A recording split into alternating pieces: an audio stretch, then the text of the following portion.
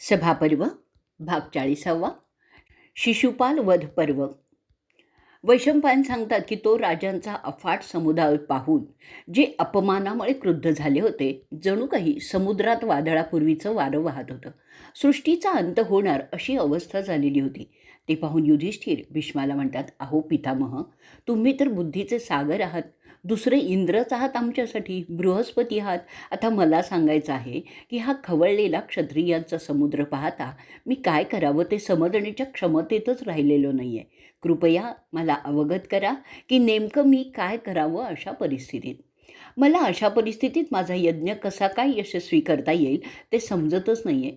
असा मार्ग मला दाखवा की ज्यामुळे किमान इजा होत हा तेढा सुटेल. जर युद्ध छेडलं गेलं तर ब्रह्मराक्षसांचं फावेल आणि ते कोणत्याही परिस्थितीत झालं नाही पाहिजे. ते युधिष्ठिराचं हताश होऊन काढलेले उद्गार ऐकून तो कुरु घराण्याचा सिकंदर बोलतो, अरे पंडुपुत्रा, तू अजिबात घाबरू नकोस. अरे मर्दा, कुत्र्यांच्या भुंकण्याकडे कधी सिंह लक्ष देतात का? मी मार्ग काढलेला आहे तो सगळ्या दृष्टीने सुयोग्य आहे. जसं कुत्र्यांचं टोळकं झोपलेल्या सिंहाकडे पाहत भुंकतात तसंच हे आहे. त्याप्रमाणे हे भुक्कड क्षत्रिय वृष्णी घराण्यातील कृष्णासारख्या सिंहाकडे पाहत भुंकत आहेत. जेव्हा तो आपला सिंह उठेल तेव्हा ते सगळे सिंहासारखे वाटणारे कुत्र्यासारखे होतील. माझ्या मुला, तो माणसातला राजांचा म्होरका शिशुपाल त्याचा विवेक हरवून बसला आहे रे. आणि तो त्याच्या क्रुद्ध होण्याचा प्रभाव आहे. माणूस रागावला ना की ज्या प्रकारच्या चुका करतो त्या प्रकारच्या चुका हा करतोय. त्याच्याबरोबर ते त्याच्यासारखे विवेक हरवलेले इतर राजे आहेत, ते सगळे त्याच्या चुकीचेच बळी ठरणार आहेत. परिणामस्वरूप ते सगळे त्यातल्या त्यात विशेष करून शिशुपाल यमाकडे जाण्याच्या तयारीत आहेत असं मला स्पष्टपणे दिसतंय. मला स्पष्टपणे हेही दिसतंय की विष्णू शिशुपालाला दिलेली ऊर्जा लवकरच त्याच्याकडून काढून घेणार आहे.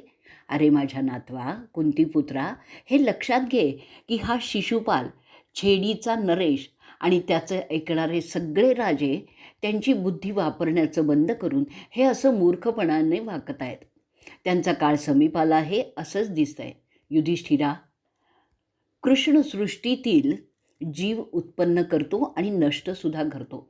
ते त्याचं तर कार्यच आहे. त्याचं हे कार्य तिन्ही लोकात सतत चालू असतं. वैशंपायन म्हणतायत, ते भीष्माचं कठोर पण निर्वाणीचं बोलणं ऐकल्यानंतर तो छेडीचा राजा भीष्माला उद्देशून ओरडून बोलतो. अशा रीतीने सभापर्वातील शिशुपाल वध पर्वाचा 40वा भाग इथे संपलेला आहे. सभापर्व भाग 41वा शिशुपाल वध पर्व पुढे चालू. शिशुपाल रागात ओरडून बोलतो, अरे म्हातारड्या, तुझ्या कुळाला कलंक लावणाऱ्या, तुला लाज नाही वाटत या खऱ्या मार्गाने जाणाऱ्या सज्जन राजांना भिववण्याची? तुम्ही या कुरु घराण्याचे मुख्य आहात आणि असे वागता की जणू काही तू नपुसक आहेस.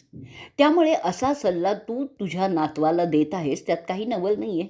तुझ्या मार्गदर्शनात नैतिकता कुठेच दिसत नाही आहे. एकमेकांना बांधलेल्या होड्या जशा एकमेकांवर आपटत आपटत हेलकावे खात राहतात किंवा आंधळे एकमेकांना धरून चालतात, असा तुझ्या मार्गदर्शनाचा परिणाम तुझ्या नातवंडावर झालेला मला दिसतोय. अशा रीतीने विनाकारण आव्हान देऊन तू पुन्हा आमच्या भावना दुखवलेल्याच आहेत. विशेष करून तुझ्या त्या कृष्णाची कौतुकं ऐकून आमचे कान तर किटलेलेच आहेत. ज्याने एका स्त्रीचा म्हणजे पुतनाचा खून केला आणि बरेच अनेक गुन्हे केले, त्याचं कौतुक तू करत आहेस, कारण तुझी अक्कल शेण खाण्यास गेली आहे. अशा रीतीने त्या पाप्याची स्तुती करताना तुझी जीव का झडत नाही रे? मला खरंच अचंबा वाटतो, कारण तुझ्यासारख्या बुद्धिमानाने त्या नीच गवळ्याची स्तुती करावी, ज्याच्या बाबतीत अगदी मामुली बुद्धी असणारा सुद्धा चांगलं बोलू शकत नाही. जर त्या कृष्णाने त्याच्या लहानपणी एक मोठा पक्षी मारला तर त्यात विशेष असं काय आहे? त्यांनी अश्व आणि वृषवांचं वध केले, त्यात काय मोठं असं आहे? ते दोघंही युद्धकलेत कच्चे होते हे सगळीच जणं जाणतात. त्या तुझ्या कृष्णाने पाण्यात एकदा निर्जीव पदार्थ फेकला तर त्याचं एवढं कौतुक करायचं?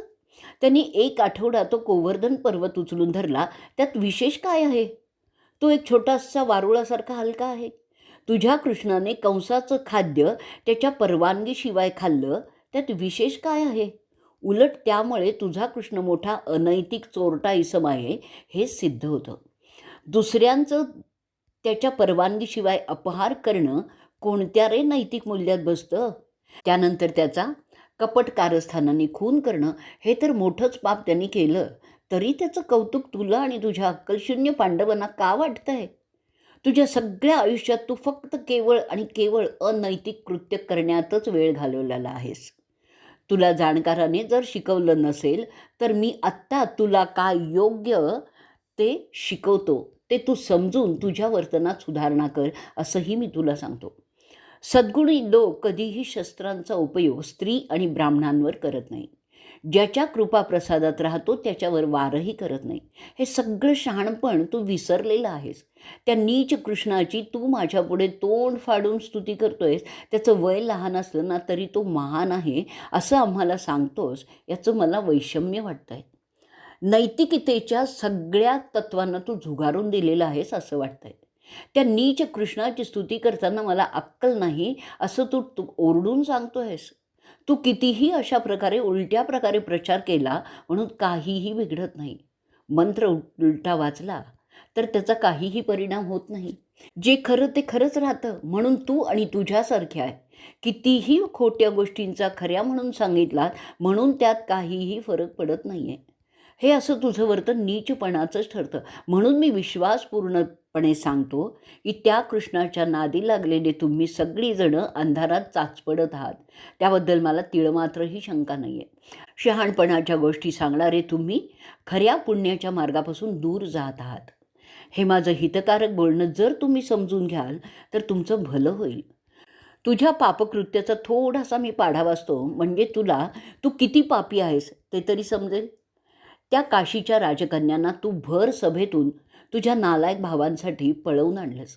त्यातील अंबा, जी दुसऱ्याच कोणावर तरी प्रेम करत होती, तिलासुद्धा तू बळजबरीने ओढून नेलंस आणि नंतर तिला टाकून दिलंस. हे कोणतं रे पुण्यकर्म केलंस ते सांग ना आता. त्यानंतर अंबाच्या प्रियकराने तिला नाकारलं, कारण तू तिला स्पर्श केला होतास. तेव्हा ती परत तुझ्याकडे आली तर तू तिचा इन्कार केलास. का तर म्हणे तू ब्रह्मचारी आहेस. खरं तर तू हिजडा आहेस. पण ते सत्य तू उघडपणे कबूल करण्याचं टाळत आहेस. हे सर्व तुझं वागणं कोणत्या रे पुण्यकर्मात येतं ते सांगू शकतील का? तुला तुझ्या उच्च तत्वाचा मोठा दिमाग आहे. तुझ्या समक्ष कोणी दुसरे तुझ्या भावाच्या विधवांशी संबंध घेतात, त्यांना मुलं होतात. त्यात तुझं कोणतं मोठेपण आलं आहे? हे तुझं दिखाऊ ब्रह्मचर्य आहे की हिजडेपण तुला कोणतं महान स्थान देणार आहे? शिशुपाल पुढे बोलतच राहतोय. तू स्वतःला नैतिकतेचा जाणकार समजतोस, पण ह्या सगळ्या कृत्यांमुळे तू भीष्मा नैतिकतेचे सगळे नियम मोडले आहेस. आणि तरीसुद्धा स्वतःला मोठा ब्रह्मचारी आणि तत्वनिष्ठ, काय कमाल आहे बघा. देवांची पूजा, दानं, अभ्यास, यज्ञ करून आणि त्यात ब्राह्मणांना भेटी देणं, ह्याने ते श्रेय मिळत नाही जे केवळ एक पुत्र जन्माने प्राप्त होतं. एका पुत्राला जन्म देण्यामुळे जे पुण्य प्राप्त होतं त्याच्या 6वा भाग इतकं सुद्धा पुण्य हे सगळं करून प्राप्त होत नाही. हे तुझ्यासारख्या स्वतःला जाणकार समजणाऱ्याला माहीत नाही, याचंच आश्चर्य वाटतंय. जो गृहस्थ पुत्रविहीन आहे त्याला कितीही व्रतवैकल्य केली, तपस्या केली, उपवास केले तरी ते सगळे व्यर्थच असतं. म्हणून गृहस्थाने पुत्रप्राप्तीसाठी सर्व काही करायचं असतं. तू तर आता वृद्ध झाला आहेस आणि आता तुला पुत्र होणं केवळ अशक्य आहे. असा तू मोठमोठ्या शहाणपणाच्या थापा मारत असतोस. तू तुझ्या नातेवाईकांच्या मेहरबानीवर शेवटचं आयुष्य व्यतीत करणार आहेत, त्यात तुझं म्हणून सांगता येतील असं कोणीही नसेल. हे सगळं तुला समजावं आणि तुझं कल्याण व्हावं म्हणून मी तुला त्या हंस पक्षाची गोष्ट सांगतो. कदाचित ती ऐकल्यावर तुझी नाठी झालेली अक्कल जागृत होईल आणि तुझं भलं होईल. फार पूर्वी एकेकाळी एक म्हातारा हंसपक्षी एका समुद्रकिनारी राहत होता. सदैव तो सगळ्यांना नैतिकतेचे धडे देत असे. तो त्याच्या पक्षी समूहाला नेहमी शिकवत असे की गड्यांनो, पुण्याचा मार्ग चोखंदळेपणे आचरावा, पापाचा मार्ग कधीही आचरू नये. तिथे वावरणारे सगळे लहान मोठे पक्षी त्याची ती शिकवण ऐकतच मोठे होत होते. खाणं मिळवण्यासाठी पुण्याचा मार्ग कसा आचरावा ते त्या म्हाताऱ्या पक्षाला ते विचारत असत. तिथले सगळे हंसपक्षी त्यांची अंडी त्याच्या हवाली करून बिनधास्तपणे समुद्रावर खाद्य मिळवण्यासाठी घिरट्या घालीत असत. पण तो धूर्त म्हातारा मात्र त्याचं खाणं मिळवण्यात त्याच्या वृद्धत्वामुळे असमर्थ झालेला होता. तो त्या तरुण पक्ष्यांची अंडी त्यांच्या नकळत खाऊन त्याचं पोट भरत होता. एकदा त्या पक्षातील एक चाणाक्ष पक्षाला संशय आला, कारण त्याला त्याच्या अंड्यांची संख्या कमी झाल्याचं जाणवतं. एकदा तो त्या म्हाताऱ्या हंसाला अंड खाताना पाहतो आणि त्याला त्याचा संशय खरा असल्याची खात्री होते. तो चाणाक्ष पक्षी आपला संशय इतर हंसांना सांगतो. त्यानंतर ते सगळे पक्षी त्या म्हाताऱ्या हंसाला अंडी खाताना पकडतात.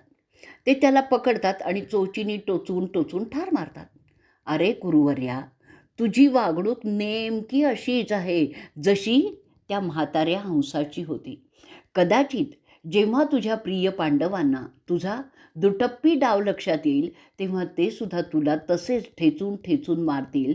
त्याची कल्पना तुला आहे का? पुराणांचा अभ्यास केलेले ही कथा सांगतात. शिशुपाल पुढे भीष्माकडे पाहत बोलतो, अरे भीष्मा, ही कथा तुला चांगलीच लागू होते. तुझं वागणं त्या म्हाताऱ्या हंस पक्षासारखंच आहे.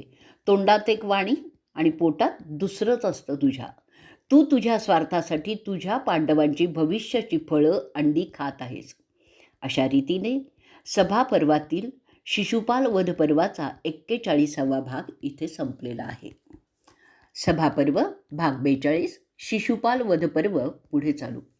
पुढे परत शिशुपाल बोलतोय, तो शक्तिमान जरासंध कृष्णाशी लढण्यास तयार नव्हता, कारण कृष्ण नोकर वर्गातील म्हणजे सूतवर्ण होता. म्हणून त्यांनी तुझ्या पांडवांचा उपयोग केला. प्राप्त नियमानुसार जरासंधाने काय चुकीचं केलं रे? ते त्याचं वागणं त्याच्या इब्रती शोभणारच होतं. तू मला सांग, त्या कृष्णाने आणि त्याच्या नादी लागून तुझ्या भीमाने आणि अर्जुनाने जे केलं ते कितपत नैतिकतेच्या नियमानुसार योग्य होतं? ज्या पद्धतीने जरासंध मारला गेला ते कोणत्या नैतिकतेत बसत होतं? नगरात राजमार्गाने न शिरता भिंत फोडून जाणं, ब्राह्मण नसताना त्यांच्यासारखे वस्त्र परिधान करणं आणि आपण स्नातक असल्याची राजाकडे बतावणी करणं. राजाने म्हणजे जरासंधाने त्यांना अर्ध्य दिलं, पाय धुण्यासाठी जल दिलं, ते नाकारणं हे सगळं काय केलं जात होतं? एवढंच नाही तर जेव्हा जरासंधाने त्यांना जेवण दिलं ते कृष्णाने साफ नाकारलं का? जर हा हलकट माणूस स्वतःला परमेश्वर समजतो तर तो स्वतःला ब्राह्मण म्हणून घेण्यास का नाकारत होता? मला आश्चर्य अशाचं वाटतं की तू तुझ्या पांडवांना चुकीच्या मार्गाने जाण्याचं सांगत असताना ते मात्र तुला नैतिकतेचा पुतळा समजतात. कदाचित हे असं होत आहे कारण ते लहानपणापासून तुझ्यासारख्या बाईल प्रवृत्तीच्या नपुसकाच्या मार्गदर्शनाखालीच राहिलेले आहेत. वैशंपायन म्हणतायत, ते उद्धट बोलणं ऐकून भीम रागावले. त्यांचे डोळे जे आधीच मोठे असतात ते आणखीनच मोठे आणि लाल झाले. तिथे जमलेल्या राजांनी पाहिलं की त्यांच्या कपाळावर 3 आठ्या उमटल्या होत्या, त्या फक्त क्रोधामुळे. भीमाने रागाने दात चावायला सुरुवात केली तेव्हा असं वाटलं की साक्षात यम अवतरत आहे की काय असं पाहणाऱ्यांना वाटलंय. भीमाने शिशुपालाची मान पकडली जशी शंकराने असुरांच्या सरसेनापतीची पकडली होती. परंतु भीष्माने त्याला काहीतरी सांगून शांत केलं. त्यावर भीम आपल्या पितामहांचा ऐकून थोडासा निवळला, कारण भीमाला आपल्या पितामहांच्या आदेशाचं पालन करण्याशिवाय गत्यंतर नव्हतं. जसं सागराचं पाणी भर पावसाळ्यात सुद्धा आपल्या किनाऱ्याच्या मर्यादा ओलांडत नाही. भीमाचा तो क्रोध पाहूनही शिशुपालाची हिंमत यत्किंचितही कमी झाली नाही. भीम त्याच्यावर चालून जाण्याचं धैर्य दाखवत असताना तो शिशुपाल छेडीचा नृपाधिपती त्याची बडबड थांबवायला तयार नव्हता. जसे सिंह लहान प्राण्यांच्या ओरडण्याकडे दुर्लक्ष करतो, त्या उलट भीमाचा तो त्रागा पाहून तो असुरी राजा शिशुपाल त्याच्याकडे पाहून हसायला लागला आणि म्हणाला, त्याला माझ्यावर सोडा, सगळ्या राजांना पाहू द्या मी कसा त्याची चिरफाड करतो ते. जसे किडे आगीत करपतात ना, तसा हा मूर्ख पांडव ज्यांनी जरासंधाला कपटाने मारलं तो माझ्या आगीत जळूनच जाईल. असं बेपर्वाईचं त्याचं बोलणं ऐकून भीमाला सांगतो, शांतपणे. अशा रीतीने सभापर्वातील शिशुपाल वध पर्वाचा 42वा भाग इथे संपलेला आहे. सभापर्व भाग 43 शिशुपाल वध पर्व पुढे चालू. भीष्म त्याला सांगतात, अरे माझ्या भीमा, तुला सांगतो ह्याची आता मी गोष्ट. हा त्या छेडी कुळात जन्मलेला आहे. तो जन्मला तेव्हा त्याला 3 डोळे आणि 4 हात होते. तो जन्मतःच गाढवासारखा किंकाळायला लागला होता. ते पाहून त्याचे मातापिता आणि इतर आप्त घाबरून गेले होते. ते एक अशुभ मूल आहे असं समजून ती मंडळी त्याला उकिरड्यावर टाकणार होती. परंतु एक विलक्षण आवाज त्यांना ऐकू आला आणि तो बोलतो, तुमचा पुत्र विलक्षण शक्ती घेऊन आलेला आहे, म्हणून त्यापासून तुम्हाला काहीही बाधा होणार नाही. त्याच्या जन्माचं स्वागत करा आणि आनंदी व्हा. तो बालपणी मरणार नाही आहे. त्याचा मृत्यू येण्यास अजून बराच अवधी आहे. त्याला मारणारासुद्धा जन्माला आलेला आहे.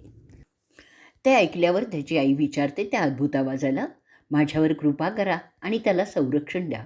तरीसुद्धा मला सांगा, अहो पवित्र ध्वनी, माझ्या मुलाला कोण मारणार आहे ते सांगा. ती कळकळीची विनंती ऐकल्यानंतर तो अद्भुत ध्वनी तिला सांगतो, ज्याच्या मांडीवर ह्याला ठेवल्याने त्याचे जास्तीचे अवयव गळून पडतील आणि ज्याचे दर्शन झाल्यामुळे त्याचा 3रा डोळा विरून जाईल, तो त्याला मारणार आहे. असा विचित्र बाळ जन्मलेला आहे हे समजल्यावर सगळे पृथ्वीचे राजे त्या विचित्र मुलाला पाहण्यासाठी छेडीला गेले. जसं ते प्रतापी राजे तिथे जात आणि शिशुपालाला पाहत, त्याची आई त्याला त्या राजाच्या मांडीवर ठेवत असे, ते पाहण्यासाठी की कोणता राजा त्याला मारणार आहे. अक्षरशः हजारो राजे आले, पण त्या कोणाही राजाच्या मांडीवर त्याला ठेवल्यामुळे त्याचे अवयव खडून पडले नाहीत. ती वार्ता सगळीकडे पसरली होती. त्यामुळे द्वारकेचे यादव योद्धे शंकरसन म्हणजे बलराम आणि जनार्दन तिथे त्या विचित्र बालकाला पाहण्यासाठी गेले, कारण छेडीची राणी त्यांची आत्या होती. तिथे गेल्यावर ते तेथील सगळ्यांना नमस्कार करतात आणि राजा आणि राणी, राणी म्हणजे आत्या, यांनासुद्धा नमस्कार करतात. सगळ्यांचं क्षेमकुशल विचारण्याचा शिष्टाचार आटोपल्यावर ते दोघे भाऊ बलराम आणि श्रीकृष्ण तिथेच बसतात. राणी त्यांचे ते विचित्र बाळ घेऊन येते आणि त्यांच्या मांडीवर मोठ्या आनंदाने ठेवते. कृष्णाच्या मांडीवर ठेवल्याबरोबर त्या बालकाचे जास्तीचे अवयव गळून पडतात. त्याचा 3रा डोळासुद्धा विरून जातो. ते बालक सामान्य मुलासारखं होतं आणि ते पाहिल्यावर त्याची आत्या आणि छेडीची राणी शिशुपालाची आई गयावया करून कृष्णाकडे भीक मागते. ती म्हणते, अरे जनार्दना, माझी भीती मी तुला सांगते. माझ्या पुतण्या, तू सगळ्यांचा त्राता आहेस, सगळ्यांचं दुःख निवारणारा आहेस. माझ्या या मुलाला जीवदान दे. ते तिचं काकुळतीचं बोलणं ऐकल्यावर कृष्ण तिला सांगतो, आत्ये, घाबरू नकोस. तू नीतिमूल्य जाणतेस. माझ्याकडून तुला काहीही धोका नाही. मग तू असा कोणता वर माझ्याकडून मागून घेते आहेस? मला जमेल तितकं चांगलं तुझ्यासाठी करण्याचा मी प्रयत्न करीन.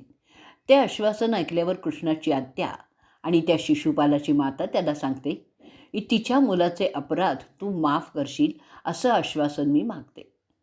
ते ऐकल्यानंतर तो विश्वनाथ तिला आश्वासन देतो की तो तिच्या मुलाचे 100 अपराध माफ करू शकतो, पण जर तेवढ्यात तो थांबला नाही तर त्याच्या सकट 100व्या अपराधाला कृष्ण त्याला मारून टाकेल. भीष्म पुढे म्हणतो, भीमा, तो हलकट त्याच्या त्या कृष्णाने दिलेल्या आशीर्वादाच्या जोरावर तुला आव्हान देत आहे, म्हणून तू न चिडता फक्त काय होतंय ते पाहत राहा, कारण त्याचे 100 अपराध पूर्ण होत आलेले आहेत. अशा रीतीने सभा पर्वातील शिशुपाल वध पर्वाचा 43वा भाग इथे संपलेला आहे. सभापर्व भाग 44, शिशुपाल वध पर्व पुढे चालू. भीष्म पुढे सांगत असतो की ज्या शक्तीच्या भरोशावर तो तुला आव्हान देत आहे ती त्याची नाही आहे.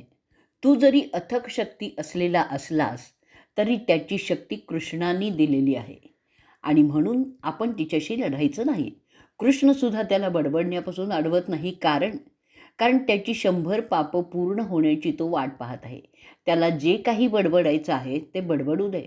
आणखीन थोडी जास्त वल्गना त्यांनी केली की दामोदर त्याचं काम करील.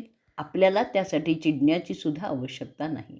त्याच्यात असलेली बरीच ऊर्जा जनार्दनाचीच आहे. त्याबरोबर आपण लढणं योग्य होणार नाही. ती ऊर्जा कृष्ण योग्य वेळी त्याच्याकडून काढून घेईल. मला अशा रीतीने अपशब्दाने अपमानित करणं कोणालाही कधीतरी शक्य होईल का? कारण कृष्णाच्या प्रचंड ऊर्जेमुळे तो तसं बोलू शकतो आहे. परिणामांची पर्वा न करता तो वल्गना करीत आहे. वैशंपायन पुढे बोलतात, ते भीष्माचं भीमाला सांगणं अर्थातच शिशुपालसुद्धा ऐकत असतो. त्यामुळे त्याचा रागाचा पारा चढतच जातो. तो भीष्माला ओरडून बोलतो, अरे तू काय त्या फालतू कृष्णाच्या ऊर्जेच्या गोष्टी करतोयस? यज्ञात पुन्हा पुन्हा उठून मंत्र बडबडण्यासारखा काय मध्येच उठून फालतू बडबड करत आहेस त्या कृष्णाच्या ऊर्जेबद्दल? या कृष्णाला सोडून इथे असलेल्या खऱ्या राजांची स्तुती केलीस तर तुझ्या यज्ञात त्याचा काहीतरी फायदा तरी होईल. हा पहा राजात दरद आहे. वल्लीचा त्याची स्तुती कर. त्यांनी जन्मतःच सगळी पृथ्वी हलवलेली होती. तो पहा कर्ण, वंग आणि बंग देशाचा राजा. त्याची ताकद 1000 अक्ष असलेल्या इंद्रा एवढी आहे. त्याची तिरंदाजी पहा, कोणालाही लिलया ती हरवू शकते. अशांची पूजा करावी. ते सोडून त्या गवळ्याची तुम्ही करताय म्हणजे तुमची बुद्धी शेणच खात आहे. तो जन्मतः कर्णकुंडल घालून आला होता, ज्याला स्वर्गीय चिलखत प्राप्त होतं. तो सूर्याचा पुत्र आहे. त्याशिवाय तुमच्यात इतरही श्रेष्ठ इसम आहेत, त्यांचं कौतुक कर तर ते जास्त योग्य होईल. काही शिका माझ्याकडून. त्या द्रोण आहेत, त्यांचाच मुलगा आहे. महान योद्धा अश्वत्थामा आहे. कृप आहेत. सगळे ब्राह्मण आहेत. कितीतरी 101 अग्रणी होण्याच्या योग्यतेचे असताना तुम्हाला त्या सुताची आठवण येते, हे किती मूर्खपणाचं आहे. अहो भीष्म, अशा थोर लोकांचा तुम्हाला विसर कसा पडतो? तुम्हाला अक्कल नसेल ना तर माझ्याकडून घ्या. तुमच्या चांगल्यासाठी मी हे सांगत आहे. आणखीन काही थोर योग्यतेचे राजे आहेत, ते दाखवतो तुम्हाला. जर तुम्हाला दिसत नसतील तर मी दाखवतो. अतुलनीय जयद्रथ, द्रुम जो किम पुरुषाचा प्रमुख आहे, त्यांची क्षमता, त्यांचा धाडसीपणा इतर कोणातच नाही आहे. कृप पांडवांचे गुरु आहेत, हे कसे तुम्हाला दिसत नाही?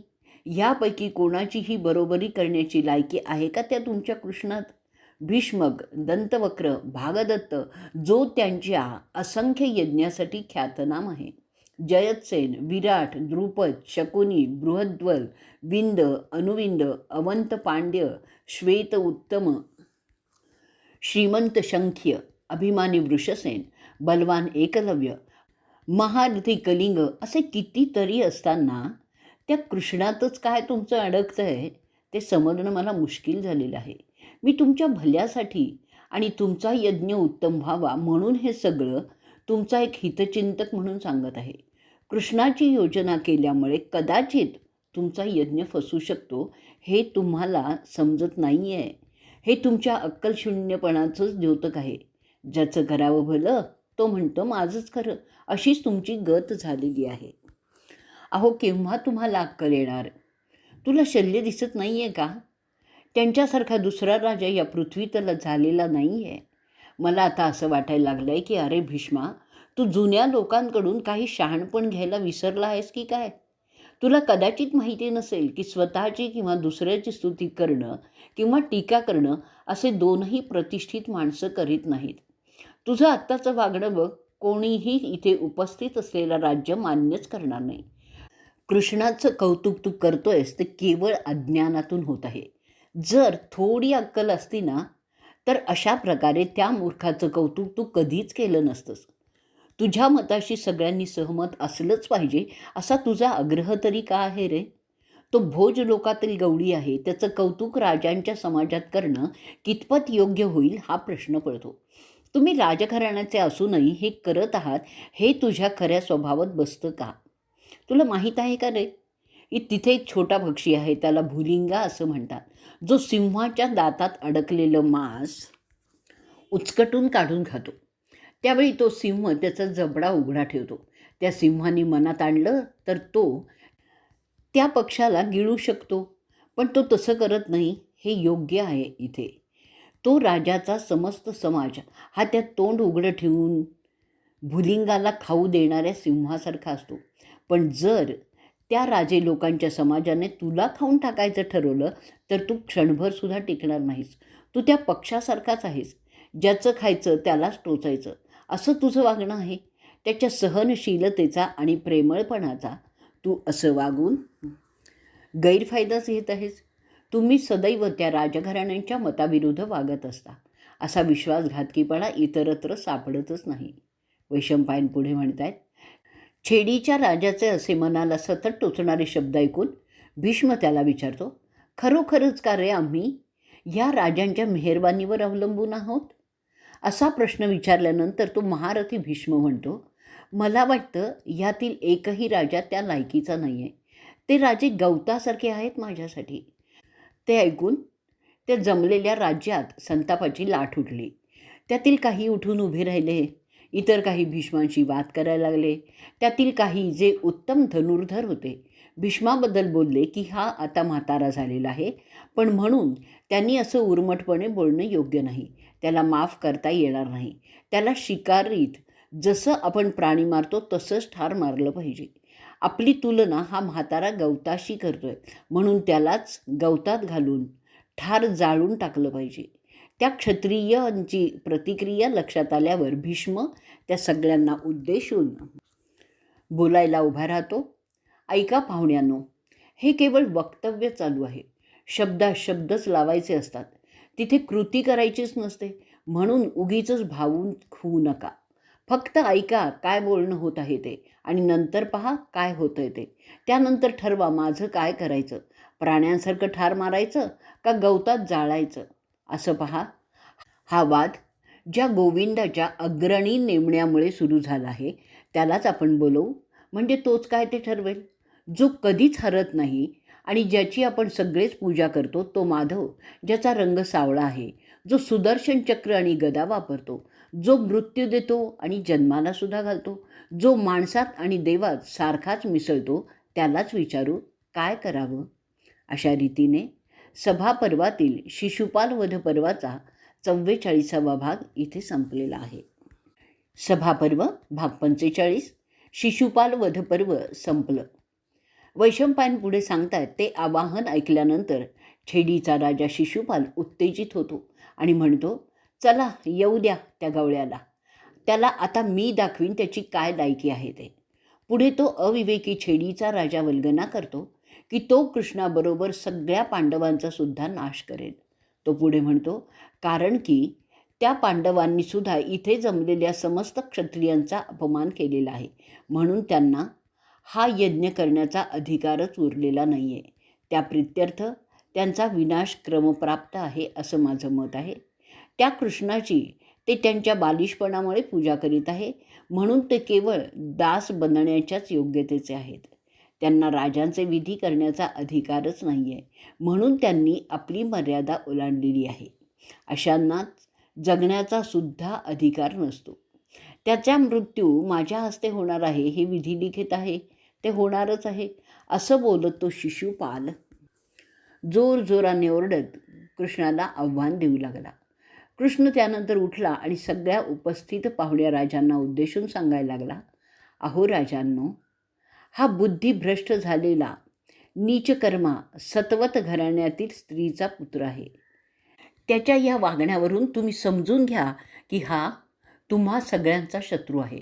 जरा आपल्याला त्याला इजा करण्याची इच्छा नसली तरी तो सतत आगाऊक होत आहे. ते आपण समस्त नृपगण सांप्रत पाहत आहातच. त्याच्या असंख्य पापकर्मातील काही सांगतो.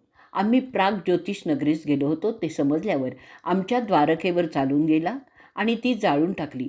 जरी तो माझ्या बहिणीचा मुलगा असला तरीही जेव्हा राजा भोज रैवताचं दर्शन घेण्यास गेला असताना याने हल्ला करून कित्येक पहारेकरांना ठार मारलंय, कित्येकांना पकडून साखळदंडाने कैद केलंय, स्वतःच्या नगरीला आणि त्यांना घेऊन गेलेला आहे. त्याची प्रत्येक कृत्य पापयुक्तच आहेत. या हलकट माणसाने माझ्या पित्याचा यज्ञ मोडावा म्हणून यज्ञाचा घोडा त्याचे संरक्षण करणारे पहारेकरी बेसावध असताना पळवला. हा पापकर्मा विभूच्या म्हणजे अक्रूराच्या पत्नीबरोबर अत्याचारी मार्गाने संबंध करण्याचा प्रयत्न करत होता.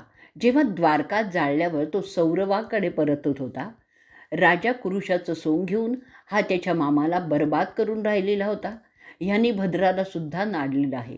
विशालाची राजकन्या जिचा विवाह क्रूराशी होणार होता तिथे त्याचं सोंग घेऊन हा गेला आणि तिला बर्बाद केलं.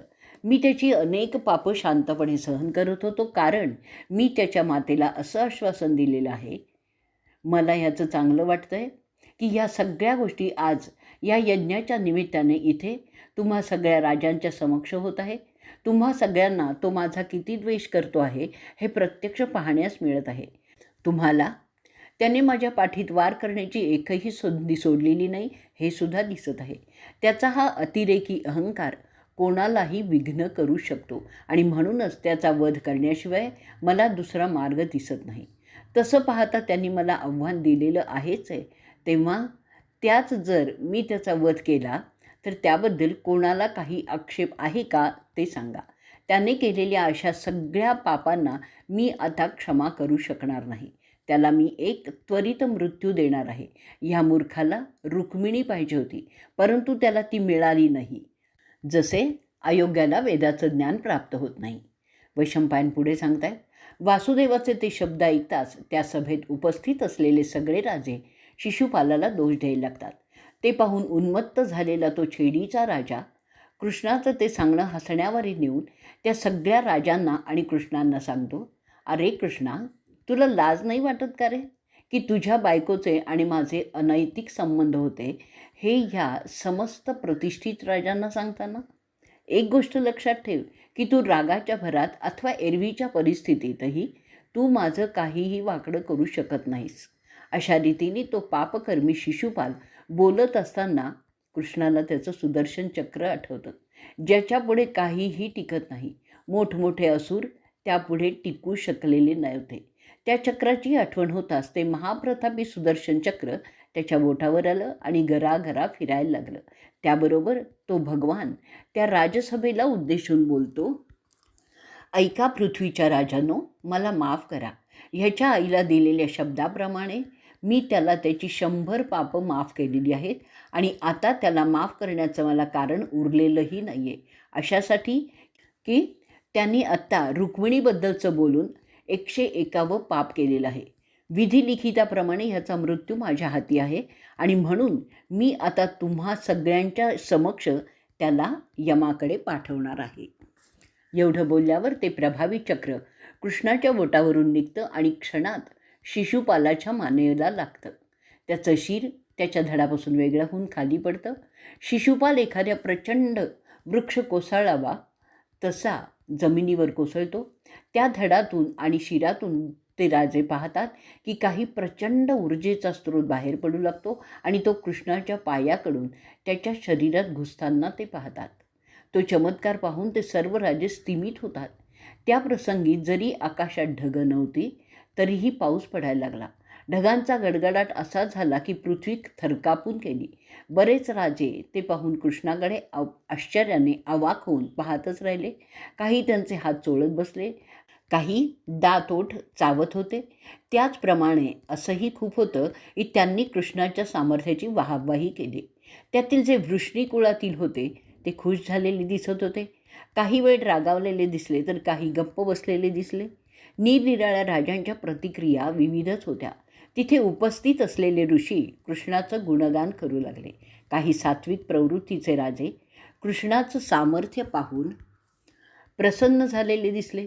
बरेच जण अशा वेगवेगळ्या प्रतिक्रिया देत तो सभागृहात सोडून जाऊ लागले. त्यानंतर युधिष्ठिर त्याच्या भावांना आदेश देतो की शिशुपालाच्या कलेवराचा अंत्यविधी योग्य सन्मानाने करावा. अशा रीतीने त्या दमघोषाच्या पुत्राचा नाश झाला. त्याप्रमाणे त्याचा अंत्यविधी शस्त्रशुद्ध पद्धतीनेच केला जातो. त्यानंतर तिथे उपस्थित असलेला त्याचा पुत्र त्याच्या राज्याचा उत्तराधिकारी म्हणून घोषित केला जातो. त्यानंतर तो यज्ञविधी पूर्ववत सुरू केला जातो. त्या पांडवांच्या राज्यात सर्व प्रकारचं सुख समृद्धी आलेली आहे. धन धान्य पशुधन सर्व काही विपुल झालं होतं आणि ते सर्व त्या केशवाच्या कृपेनेच होत होतं. यथावकाश तो राजसूय यज्ञ संपन्न झाला. महाशक्तिमान सौरी त्याच्या चक्र गदा आणि सारंग धनुष्य ह्यांच्या साहाय्याने तो यज्ञ पूर्ण करण्यात मदत करत होता. बाकीचे सगळे चांगले राजे युधिष्ठिराला शुभेच्छा देत होते. सर्व विघ्नही नाहीशी झाली होती. शेवटी यज्ञाच्या अखेरीस तो स्नान करतो. तो स्वतःला बोलतो, अरे पांडवा, केवळ चांगल्या नशिबामुळे तू त्यात यशस्वी झालेला आहेस. युधिष्ठिराला सम्राटपद प्राप्त झालं आहे. अजमेधा वंशाचा तो सन्मानच होता. त्यानंतर सर्व पाहुणे राजे त्याला बोलतात, अरे राजा, ह्या यज्ञामुळे तुला मोठं धार्मिक श्रेयसुद्धा मिळालेलं आहे. तू त्या तुझ्या मांडलिक राजांनासुद्धा त्यातून सन्मान केलेला आहेस. आता आम्ही आमच्या राज्यात परत जाण्याचं ठरवलेलं आहे, तरी परवानगी द्यावी. ते ऐकल्यावर तो चांगला राजा त्यांच्या भावांना आज्ञा देतो. हे राजे त्यांच्या मर्जीने आपल्या इथे यज्ञात भाग घेण्यासाठी आलेले आहेत. त्यांचा यथायोग्य सन्मान करून त्यांना त्यांच्या राज्यात जाण्यासाठी व्यवस्था करावी. त्यांना त्यांच्या योग्यतेप्रमाणे आपल्या सीमेपर्यंत पोचवण्याचं करावं. ती आज्ञा प्रमाण मानून ते सच्चरित्र पांडव त्याप्रमाणे त्या राजांचा यथोचित गौरव होईल असं पाहून त्यांना अलविदा करतात. अशा प्रकारे एक एक करून ते राजे सादरपूर्वक इंद्रप्रस्थातून निघून जातात. दृष्टद्युम्न पांडवांच्या वतीने विराटाला निरोप देतो. धनंजय यजसेनाला त्या पाठोपाठ निरोप देतो. भीम भीष्माचार्यांना आणि धृतराष्ट्राला निरोप देतो. सहदेव अश्वत्थामा आणि द्रोणांना निरोप देतो. नकुल सुवलांना आणि त्याच्या मुलांना निरोप देतो. द्रौपदीची मुलं त्या पहाडी राजांचा निरोप घेतात. अशा रीतीने ते क्षत्रिय राजे एकामागून एक असे आपापल्या घरी निघून जातात. त्यानंतर ते ब्राह्मण निर्वाणीचे विधी झाल्यावर आपापल्या गृही निघून जातात. ते सगळे पाहुणे गेल्यावर तो वासुदेव युधिष्ठिराला म्हणतो, अरे कुंतीपुत्रा, मी सुद्धा आता तुमचा निरोप घेतो. मला सुद्धा द्वारकेची ओढ लागलेली आहे. तुझ्या थोर नशिबाने तुला उत्तम साथ दिलेली आहे, म्हणून असा यज्ञ तू सिद्ध करू शकलास. ते ऐकल्यानंतर विनम्रतेने वाकून तो सम्राट दामोदराला बोलतो, तुझ्या कृपेमुळे हे साध्य झालं आहे, हे मी पूर्णतया ओळखून आहे. तुझ्या कृपेमुळे ते सगळे राजे मला मान्यता देऊन राहिले आहेत, हे मी कधीही विसरणार नाही. तुझ्यामुळेच आम्हाला या सगळ्या खंडणी मिळालेल्या आहेत आणि आम्ही श्रीमंत झालेलो आहोत. तू नसलास की आम्हाला करमत नाही. तुला जाण्याची परवानगी देताना मला गहिवरून येत आहे, परंतु तुला तुझ्या द्वारकेला सुद्धा न्याय द्यायचा आहे, हे आम्ही समजू शकतो. ते बोलणं झाल्यावर कृष्ण युधिष्ठिरासह कुंतीला भेटण्यास जातो आणि तिला म्हणतो, अहो माझ्या आत्ते, आता तुझे पुत्र सम्राट झालेले आहेत. त्यांच्या यशाला आता मर्यादा राहिलेल्या नाही आहेत. आता मी माझ्या घरी जाण्याची परवानगी तुझ्याकडे मागण्यासाठी आलो आहे, तरी ती द्यावी. त्यानंतर कृष्ण द्रौपदीचा निरोप घेतो. त्यानंतर स्वतःच्या बहिणीचा म्हणजे सुभद्रेचा निरोप घेतो. त्यानंतर तो नित्याचे विधी उरकून ब्राह्मणांना पूजतो, त्यांना अर्घ्य देतो. त्यानंतर त्याचा सारथी दारुक ढगासारखं स्वरूप असलेला त्याचा रथ घेऊन येतो. त्यानंतर तो रथाभोवती एक प्रदक्षिणा घालतो आणि नंतर त्यात चढतो. तो द्वारकेला निघतो. त्याच्या रथामागे 5 पांडव पायी चालत निघतात आणि ते सीमेपर्यंत जातात. कृष्ण थोडा पुढे गेल्यानंतर त्याचा रथ थांबतो. रथातून तो युधिष्ठिराला बोलतो, अरे राजाधिराजा, आता तू तुझ्या प्रजेवर लक्ष दे आणि त्यांना सुखी करावंस. तेच तुझं कार्य आहे. ते तू करशील तर तुझ्या राज्यात कधीही काहीही कमी होणार नाही. ज्या राज्याचे राज्यकर्ते आपलं कर्तव्य योग्य प्रकारे पार पाडत नाहीत, त्यांच्या राज्यावर निसर्ग रुष्टच होतो. म्हणून तुझी प्रजा सुखी राहील असं बघ. जे तुला मानतात त्यांचा आदर कर. त्यांच्या सगळ्या योग्य मागण्यांकडे लक्ष ठेव. जसे इंद्र देवाचं हित पाहतो, तसंच तू तुझ्या जनतेचं पाहावंस. या यज्ञानंतर तुझी जबाबदारी वाढलेली आहे, हे लक्षात असू दे. एवढं सांगून मग तो कमलनयनी जनार्दन द्वारकेसाठी त्वरित निघून गेला. सगळे गेले तरी दुर्योधन, राजा सुवल आणि त्याचा मुलगा आणि शकुनी तिथेच वस्तीला त्या स्वर्गीय महालात राहिलेले होते. ब्रह्मराक्षस मात्र हसत असतात, कारण त्या यज्ञाच्या दरम्यान जो शिशुपालाचा वध झाला त्यामुळे पांडवांवर भविष्यात मोठी गंडांतर येणार होती. अशा रीतीने सभापर्वातील शिशुपाल वधाचा 45वा भाग संपलेला आहे आणि ह्याबरोबरच महाभारत सभापर्व खंड पहिला समाप्त झालेला आहे.